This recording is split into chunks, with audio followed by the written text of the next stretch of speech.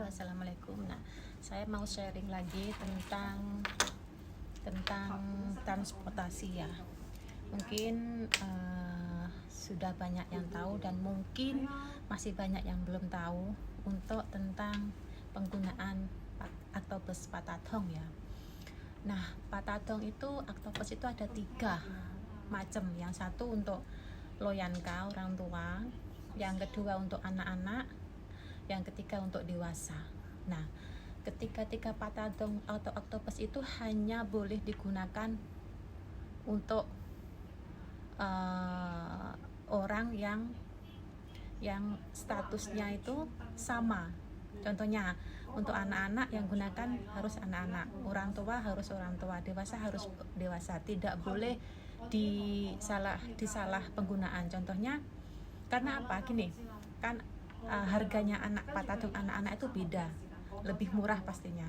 Untuk orang tua juga beda, lebih murah pastinya. Dan untuk dewasa itu yang harganya yang normal. Jadi kalau kita pakai patadongnya orang tua atau anak-anak yang lebih murah, itu nanti kita kena denda, pasti kena denda. Nah, kok tahu gimana kok dia tahu saya menggunakan patadongnya orang tua atau anak-anak? Nah, waktu kita tut itu kan pasti ada petugasnya tuh yang baju kuning itu. Kalau kita tutnya bukan pakai dewasa, itu nanti lampunya waktu tut itu warnanya beda, jadi akan ketahuan. Nah, setelah Anda ketahuan, dicek berapa kali Anda menggunakan patadong itu.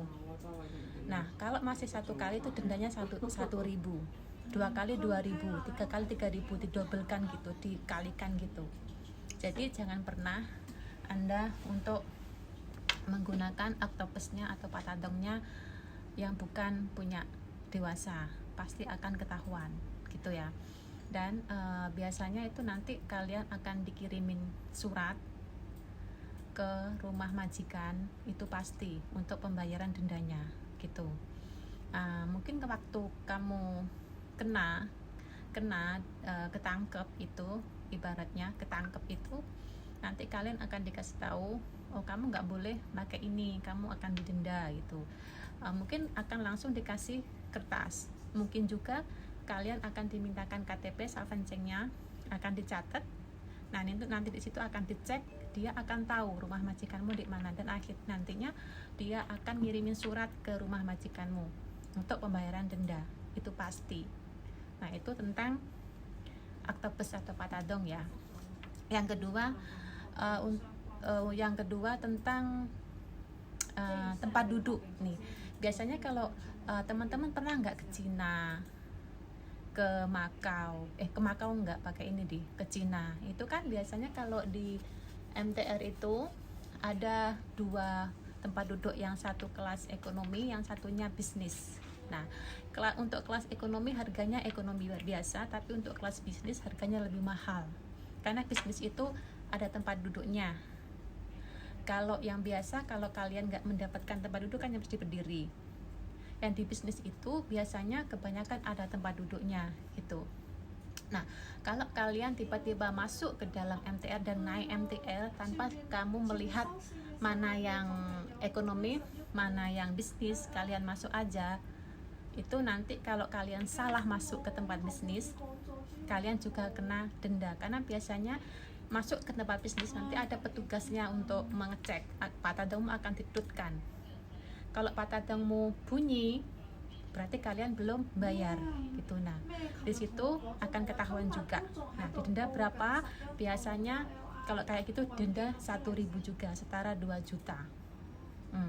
Dan waktu itu mungkin kamu akan ditanya, kenapa kamu kok nggak bayar, kamu duduk di bisnis, dan kamu pasti akan jawabnya, oh maaf saya tidak tahu gitu.